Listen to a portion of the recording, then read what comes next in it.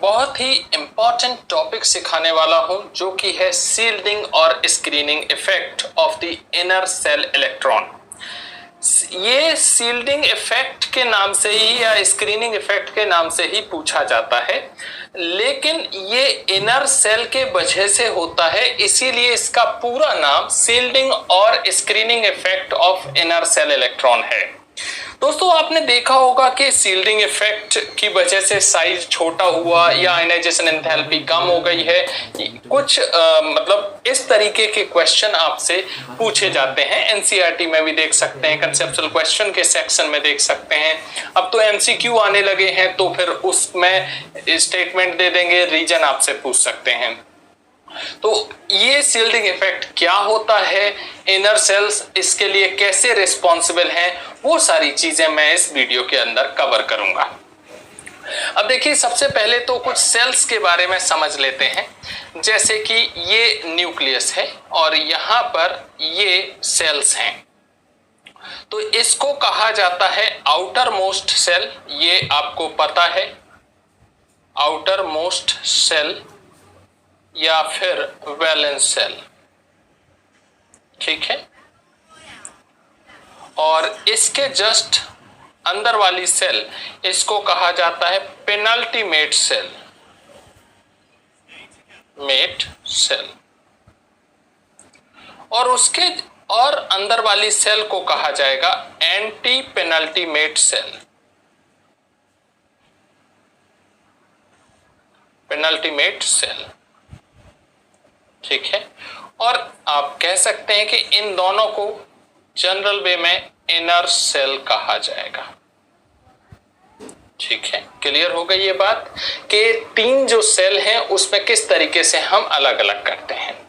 अब देखिए, स्क्रीनिंग और सील्डिंग इफेक्ट के शुरुआत में मैं वो चीज बताऊंगा जिसमें स्क्रीनिंग और सील्डिंग इफेक्ट नहीं होता, ठीक है। फिर मैं बताऊंगा कि एक्चुअल में स्क्रीनिंग और सील्डिंग इफेक्ट क्या होता है और किस में ये होगा।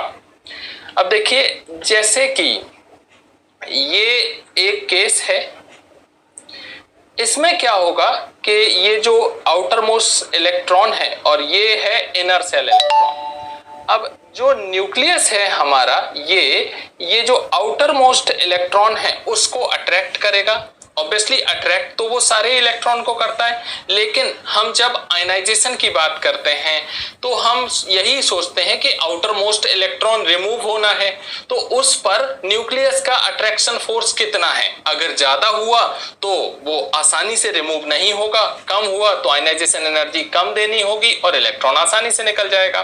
वहीं पर हम एटॉमिक साइज की बात करें तो अगर अट्रैक्शन फोर्स ज्यादा होगा तो इलेक्ट्रॉन पास में आ जाएगा, तो साइज क्या हो जाएगा, छोटा हो जाएगा।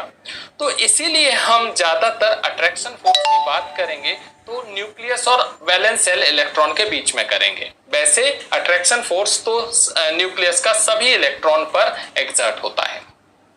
अब देखिए, यहां पर आप कह सकते हैं कि जो वैलेंस इलेक्ट्रॉन है उस पर न्यूक्लियस का अट्रैक्शन फोर्स अप्लाई हो रहा है, लेकिन जो इनर सेल इलेक्ट्रॉन है ये वाले, ये इस आउटर मोस्ट सेल इलेक्ट्रॉन को रिपेल करेंगे, ठीक है।